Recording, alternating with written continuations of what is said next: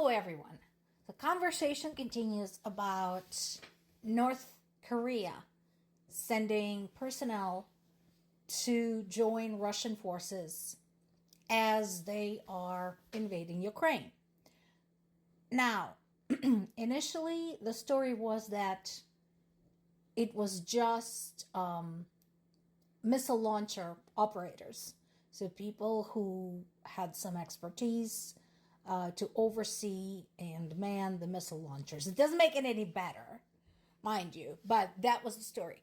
Now, questions are being raised whether it's just that or whether North Korea is actually sending troops to join Russian troops. And here's the thing. So one of the issues with the strategy of sanctions for certain countries, and we talked about this, is that it doesn't exactly do anything to change anything within the countries themselves. Basically, countries become isolated, such as, for example, North Korea or Iran or Iraq or Afghanistan. Country becomes isolated, it becomes laden with sanctions, and the rest of the world believes that they have fulfilled their duty by it and prefer not to think about it too much. Occasionally, somebody escapes from those countries, and we hear stories of oppression, murder, political imprisonments, and assassinations. We hear stories of hideous levels of brainwashing, etc. And then it all dies down again. And that is what's happening or has happened with North Korea. We prefer not to think about it that much. And so now I think one of the problems is that nobody really knows what to do about it because, North Korea doesn't have a lot of friends. It has some, not a lot. Yes, it is isolated. Yes, it has been sanctioned heavily. Very few countries have any kind of interaction with it. And yet here it is, involved in one of the biggest military conflicts in the world. And the international organizations are not sure what to do about it. So maybe they need to think about what to do about it. This is a developing story. I'm going to check with my sources in Ukraine and find out what the hell happened there. All I can say is if this is true, Ukrainian military, you should know better. Okay? You know how many times you have taken advantage of a concentration of Russian troops to hit them. And good for you. But don't assume that they don't know this trick either. The Kursk region that we are talking about here is an open area. There's not a lot of places to hide there. Okay? So keep that in mind and don't gather in big groups because these assholes are angry and they will have no mercy. Just saying. And then we have this. This too pertains to a group of soldiers in the Kursk region, but these are not not the same group, not the same that got hit. But this is the group of soldiers that got taken prisoner and was tortured and executed. Again, here is the question. So we have all these conventions. We have all these rules that were implemented very widely after World War II. And yet, here we have a country that has violated every single one of them, and nothing happened. This is not the first time Ukrainian POWs in Russian custody were tortured and murdered in a very sadistic way.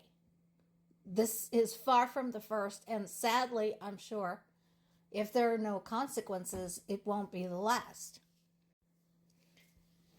So what is the point of having all of these conventions if they're not enforced?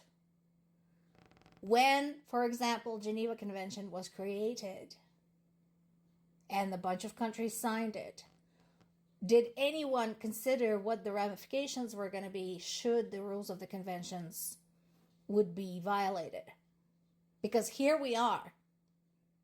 We've had atrocities committed against Ukrainian POWs. We've had atrocities committed against Ukrainian civilians. And so far, all we have seen was sanctions against Russia.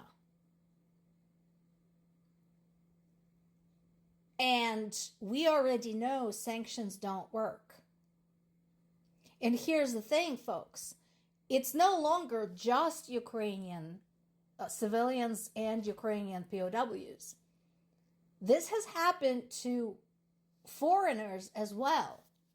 So if you don't care if, Ukrainian civilians and Ukrainian soldiers are going through this, such as this group of 9 men who were stripped, tortured, and executed. What happens when it's one of yours? You can say all you want, oh, it's not our conflict. Fine.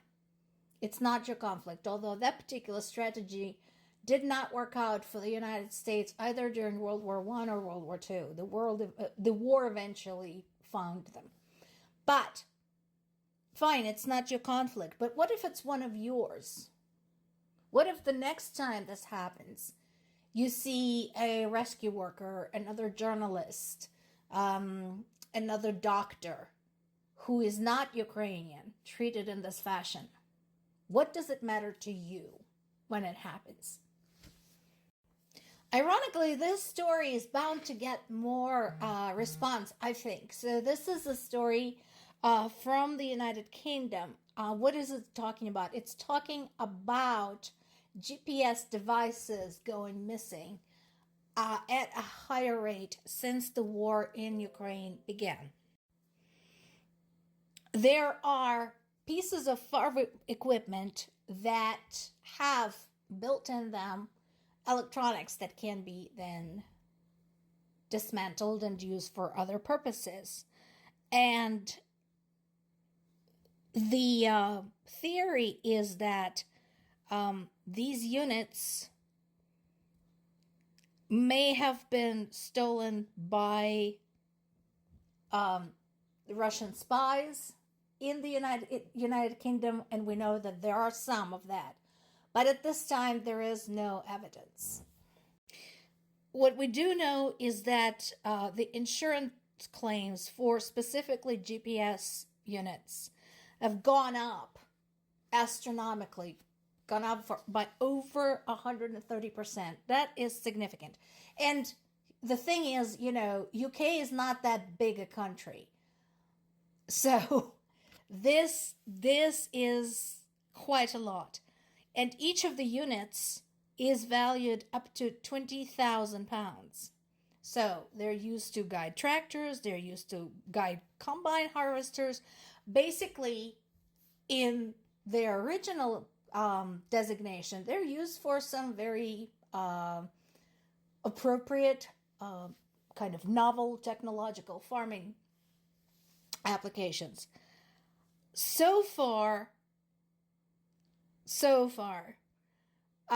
all they're saying is that they're concerned about the coincidence. However, since this is compromising UK's insurance industry and farming, it is possible that there actually might be more of an investigation and more of the response to this particular item. So let's treat this as a developing story and see if something comes out of it. More to come.